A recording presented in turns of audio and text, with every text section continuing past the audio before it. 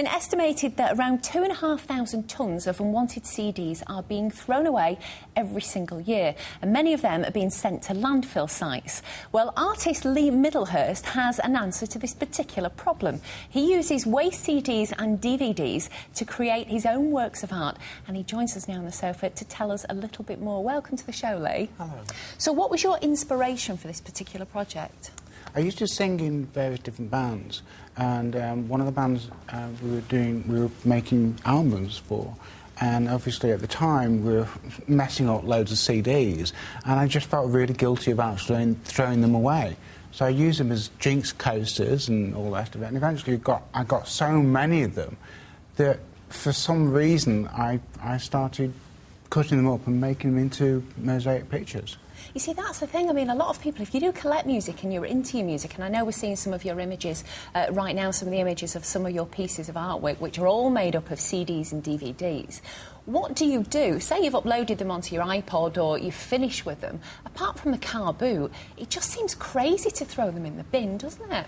Indeed. I mean, there certainly can be... There are some organisations that can recycle them. There's one organisation that grinds them up and turns them into bookcases. I'm trying to make pictures out of them. Right, OK, lovely. Just a quick point then. Do you think that the music distributors and the record companies are not doing enough to minimise this waste? Do you think more could be done with that? I don't think they're just solely to blame, because I think a lot of people, a lot of companies who produce materials that could be recycled or should be recycled ignore it. They're quite amoral that way. And I don't think they're leading the amoral camp.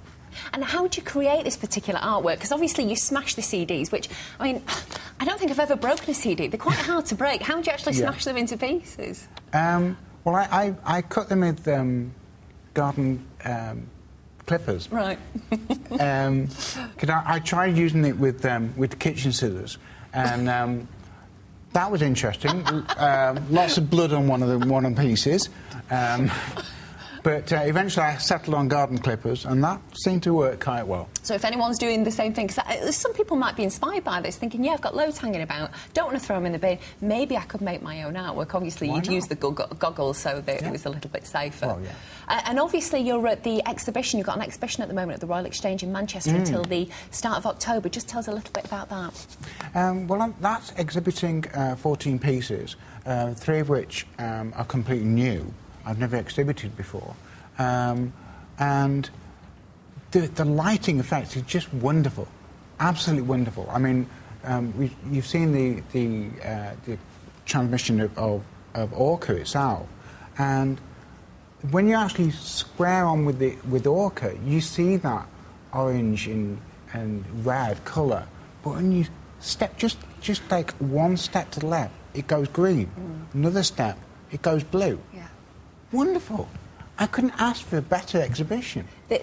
These must be amazing when they do have the right light on them as well. So obviously the exhibition is on, well, it started a few days ago and it's on until the 3rd of October at the Royal Exchange, and it's called Life Cycle. Yes. Lovely. Well, thanks for coming up then, Lee. Thanks for popping in, sorry. And I think I'm going to try it this weekend. Thank you. Got plenty of CDs at home.